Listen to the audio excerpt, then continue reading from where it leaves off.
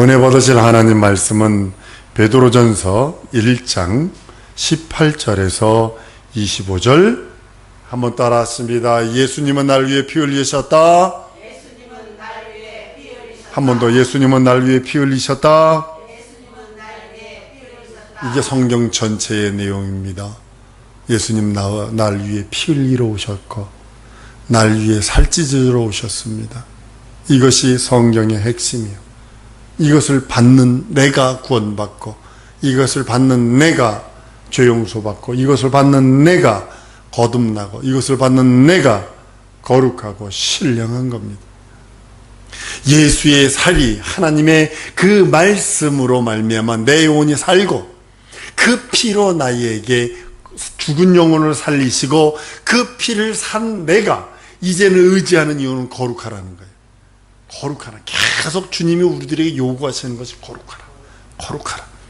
거룩함이 없으면 주를 뵙지 못한다는 겁니다. 예수의 살찌고 피 흘린 공로가 나에게 그 피로 죽은 나, 죽어버린 나의 영혼을 그리스도의 생명으로 살리시고 그 살을 찢어주시며 그 말씀으로 영혼의 양식을 삼고 그 피가 지금도 내 영혼 속에서 나를 거룩하게 하고 더욱더 깨끗하게 하고 더욱더 신령하게 하고 더욱더 그리스도의 사람으로 성장하기를 원하시는 것이 예수 피 흘리셨어요. 나를 위해서. 이것이 성경 전체요. 이것이 내게 향한 하나님의 뜻이며 내게 향한 하나님의 은혜와 은총입니다. 여러분, 모세는 선지자입니다. 그에게 명령을 합니다. 출애굽할 적에 피를 문설주와 문인방에 바르라고 그럽니다. 이스라엘 민족은 19가지 재앙을 딱 보고서는 하나님의 살아계심을 알았어요. 하나님이 역사하시고 하나님이 우리를 구원하시고 모세가 하나님의 참종이고 진족으로 하나님이 살아계셔서 우리를 종에게서 우리를 바로라고 하는 종, 애굽이라고 하는 종 생활에서 자유, 해방, 당감을 누리게 할 자가 모세다. 그리고 9가지 재앙을 본 이건 도저히 불가능해. 10번째는 명령을 합니다. 모세가 근엄하게 명령을 합니다. 양을 잡아라. 한 가족이 양이 모자라면 2가족이 함께 모여서 양을 잡되 문설주와 문인방에 피를 바르며 그리고 그 밤에 쓴 나무를 먹으며 그 집안에서 그 양을 뼈채 먹어라. 절대로 꺾거나 그러지 마라. 통째로 먹어라. 명령을 합니다. 그 밤에 애굽에는 곡소리가 나기 시작을 합니다. 왕의 아들, 첫 아들부터 시작해서 저 종의 첫 아들까지 몽창 다 장자가 다 죽어버립니다. 무엇 때문에? 그러나 가끔 가다가 애굽 사람들도 보니까 이스라엘 하나님이 무섭거든. 그러니까 그대로 따라한 사람들은 살았어.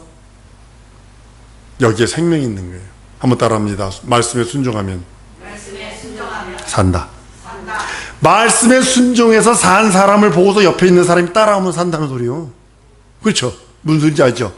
유대인들을 그 모습을 보고서 그대로 유대인들이 순종하는 그 모습을 보고서 이방인들도 그대로 문설주와 문인방이 피를 바른 사람은 살았어. 그래서 옆에 누굴 둬야 되냐면 믿음의 사람을 둬야 되는 거예요. 여러분 옆에 믿음의 사람. 아이고 담배 한 대 해봐. 술 한잔 먹어봐. 맨날 교회만 가냐. 오늘 날씨도 좋고 그런데 우리 놀러가자. 1박 2일. 그런 거 옆에 두면 함께 망하는 거고, 비가 오나 눈이 오나 주 앞에 헌신하고 주를 우선으로 여기고 그 말씀 따라 순종하고 순복하라는 옆에 두면 저거는 아무것도 없는데 저렇게 하나님께 헌신봉사 충성하냐. 근데 내가 보기에는 저거 가족이 뒤집어도 여러 번 뒤집어질 것 같은데 안 뒤집어진단 말이야. 저거 뭐지? 한번 나도 해봐야지. 그대로 하는 사람 못 받는겨. 이스라엘 집은 양을 잡습니다. 그 피를 문설주와 문인방에 바릅니다. 그날이 화가 면합니다. 저주가 면합니다. 하나님께서 그 명령하신 그 명령 따라 순종하고 순복하니 그대로 축복이 많은 것을 보게 됩니다. 양의 피를 의지해라. 네가 출애굽하길 원하느냐? 내가 네 앞에 9가지 재앙과 아울러 한 가지 가장 큰 재앙 애굽에게 내릴 거야. 이스라엘 너희들 정신 차려. 너희들도 말씀에 순종하지 않으면 동일하게 망하는 거야. 명령하는 거거든요. 한번 따라합니다. 말씀에 순종하지 아니하면 애굽의 재앙이 나에게도 임한다. 명심하셔야 합니다. 명심하셔야 합니다. 많은 사람들이 이걸 무시를 해. 나는 선택됐기 때문에. 죽기라고 선택됐으면 그냥 가. 전 그럽니다. 여러분, 이날의 그 피, 어린 양의 피 아무것도 아니에요. 그 피가 애굽 집에만 아주 그냥 초토화를 시켜버립니다. 이스라엘 집은 그 안에서 쓴나물을 먹습니다. 430년간의 그 종살이, 노예살이를 기억하며 쓴나물을 먹습니다. 그리고 어린 양 그 양을 아주 뼈째 통째로 먹어버립니다. 내 영혼에도 동일하게 예수의 피가 없다면, 예수의 말씀에 순종하는 순종함이 없다면 애굽 사람과 내 영혼이 뭐가 다를까? 여러분 생각하셔야 돼요. 이스라엘 믿으니까 아니요. 내가 교회 와 있으니까 아니요. 내가 그 말씀에 순종 안 하면 나도 애굽 사람처럼 망하는 거예요. 한번 따라합니다. 순종하리라. 말씀에 순종하세요. 이국주 목사에게 순종하는 것이 아니라 하나님의 말씀에 순종하는 겁니다. 그 피를 의지해서 이스라엘 민족은 430년의 종생활을 청산하고 출애굽합니다. 여기서 양의 피가 죄라고 하는, 사망이라고 하는, 종살이라고 하는 것을 출애굽시키는 방법이 양의 피입니다. 동일하게 우리가 마귀의 손에서, 세상 신의 손에서, 사망의 그 그늘에서, 저주와 심판에서 출애굽하는 유일한 방법, 거기서 탈출하는 유일한 방법은 어린 양이신 예수의 피 외에는 없다는 사실입니다. 죄가 얼마나 무섭냐면요, 죄값은요 홀이라도 남기지 아니하고서는 나오지 못합니다. 홀이가 뭐냐면 우리나라 말하면 1원입니다. 쓰지도 않습니다. 지금 돈도 없습니다. 1원짜리 동전 못 찾습니다. 10원짜리도 조그만, 옛날에 1원짜리만 해줬어요. 10원짜리도 그거보다 더 적은 거예요. 그거보다 더 적은, 그것도 갚지 않고는, 죄값은 그렇게 무서운 겁니다. 그거라도 갚지 않고는 절단코 나올 수 없어요. 근데 주님이 예수의 그 살찌고 피 흘린 공로로 말미암아 죄값을 지불해 버리셔요. 자유해방 당감을 명령했습니다. 예수의 피로 전 인류의 죄악이 사해지고 예수 그리스도로 나오는 것에 대한 예표가, 마귀의 손에서 나오고 세상으로부터 나오고 죄로부터 해방, 자유해방 당감을 하는 것에 대한 예표가 출애굽에서의 문인방과 문설주에 발린 피 때문입니다. 그런 것입니다. 희생된 6월절의 어린 양은 모형이요, 비유요, 예표입니다. 예수께서 십자가에 달려 죽고 부활하실, 그리고 전 인류를 위하여 피 흘리시는 그 모든 것에 대한 모형이요, 비유요, 예표입니다.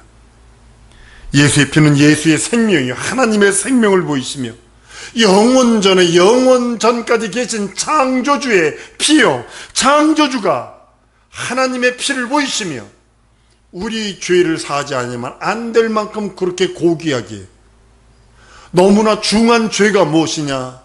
우리의 죄가 너무 중하기에 하나님의 피를, 고귀한 피를 보이시며 우리를 사하시려고 하시는 하나님의 의도와 하나님의 계획이 있음을 고백을 합니다. 그 피로써 죄에서 자유, 해방, 탕감을 명령하시고 우리를 사망에서 건지시고 심판에서 건지시고 영원한 형벌로부터 우리를 건지셨다라고 성경은 말씀합니다. 모든 것은 구약 성경은 예표요, 예언입니다. 비유로 보여주셨습니다. 송아지의 피와 염소와 양의 피 모두가 예수 그리스도의 피를 증거한다라고 성경은 말씀을 합니다. 이스라엘 민족 하나님 앞에 갈 때 양의 피 없이는 하나님을 배울 수 없다는 것을 알았습니다. 그러니까 그는 피를 들고 하나님 앞에 가야 하나님을 배울 수 있고 자기 죄를 사할 수 있고 자기의 절망, 자기의 사망, 자기가 가지고 있는 모든 저주를 끊어낼 수 있는 유일한 것이 피라는 걸 알았어. 그 피를 들고 가는 거예요. 성경은 남자는 1년에 3차는 하나님 앞에 배일지니 그랬어요. 그러니까 3번은 하나님께 가는 겁니다. 피를 들고 가는 겁니다. 재물을 들고 가는 겁니다. 이 말씀을 히브리서 9장 22절에 이렇게 말씀을 합니다. 율법을 쫓아 거의 모든 물건이 피로서 정결케 되나니 피 흘림이 없으면 사함이 없다고요. 히브리서 12장 14절에 모든 사람으로도 화평함과 거룩함을 쫓으라. 이것이 없이는 아무도 주를 믿지 못한다. 그 피로 말미암아 거룩하게 된 자만이 하나님을 배울 수 있어요. 한번 따라합니다. 하나님의 피로 하나님을 배리라. 이것이 여러분들의 믿음의 가장 높은 자존심이 되어야 됩니다. 육체는 약하고 연약하고 부족할 수 있어요. 모자랄 수도 있어요. 돈이 없을 수도 있어요. 건강이 연약할 수도 있어요. 지식이 없을 수도 있고 내가 가진 권력이 없을 수도 있어요. 그러나 나에게 있는 예수의 보혈로, 예수의 피로 난 예수의 얼굴, 곧 하나님의 얼굴을 뵈리라 다짐하는 우리 성도들 좀 있습니다. 이것이 참 믿음이요 참 신앙입니다. 예루살렘 성전에서 항상 순례자들이 제단에 피를 들고 와서 피를 뿌리고 그 피를 들고 하나님의 얼굴을 뵙기를 원하고 그 피로서 하나님과 화해하기를 원하고 그 피로서 하나님과 교통하기를 원하고 그 피로서 하나님과 대화하기를 원한 것이 그 피입니다. 율법이 그들에게 모세가 그들에게 율법을 주므로 그것이 오랫동안 관습이 됩니다. 습관이 돼요. 전통이 돼요. 장로의 유전이 되어버려요. 그러니까 신령과 진정으로 예배하는 것에 대한 그것이 형식화가 되어버립니다. 의식화가 되어버려요. 예수께서 오셔서 막 요한복음 2장에 뭐 채찍 만들어서 양들 다 뒤집어 엎죠. 소들 막 쫓아내죠. 왜 그럴까요? 내가 제물이요 이 뜻이에요. 무슨 뜻이 아세요? 그게 내가 제물이요 실상이요 내가 이 뜻이에요. 예수께서 오셔서 양을 막 쫓아내고 송아지를 다 막 뒤집어 엎고 막 그런 이유가 뭐냐면 성전 정화하는 것도 물론 있지만 그 속뜻은 이겁니다. 내가 참 제물이다. 내가 실상이다. 양이나 염소나 송아지 그것이 제물이 아니라 내가 실상이다를 보여주는 장면입니다. 하늘의 성소 그것이 실상이 되어서 이 땅에 오셔서 헐어라 이 성전 헐어라 내가 3일 만에 세울 거야 하시며 자기의 자존심을 드러내시고 자기의 명예를 드러내시고 그리고 그것들 다 성전을 정화합니다. 그러니까 구약 성경에 있던 모든 것들이 비유요 예표가 됐다라고 예수님께서 오셔서 말씀을 합니다. 구약시대 성도들이 바라던 그 믿음, 구약시대 성도들이 바라던 그 기쁨, 하나님을 뵙기 위해서 피를 들고 가고 하나님과 화해하려고 피를 들고 가고 하나님 앞에 나갈 때는 무조건 피를 들고 그래야 그를 만날 수 있고 그의 얼굴을 배울 수 있고 그의 음성을 들을 수 있고 그것이 실상이신 그리스도가 오셔서 자기 살을 찢어주시며 자기 피를 흘려주시며 우리들에게 말씀하시는 그 말씀의 능력입니다. 예수의 피를 믿고 의지하는 모든 사람들은 어느 환경이 되었든 어느 모습이 되었든 어느 곳에 있든 하나님은 그와 만나 주십니다. 하나님은 그와 교통하시기를 원하십니다. 우리 눈으로 바라보면 육체의 눈으로 바라보면 실패한 것처럼 보일 수도 있고 세상의 눈으로 바라보면 우리는 아무것도 아닌 것냥 가난하고 병약하고 지식도 없고 무식하고 그런 사람처럼 보일지라도 하나님께서는 예수의 피가 있는 그에게 말씀하시고 그와 교통하시고 그의 음성을 듣기를 원하시고 하나님이 그에게 말씀 주시고 그에게 깨달음 주시고 그에게 충만함 주시고 그에게 능력 주신다고 성경은 말씀하고 있는 겁니다. 짐승의 피를 의지했을 때는 그 피가 사람의 죄를 능히 없이 할 수 없다고 성경은 말씀을 합니다.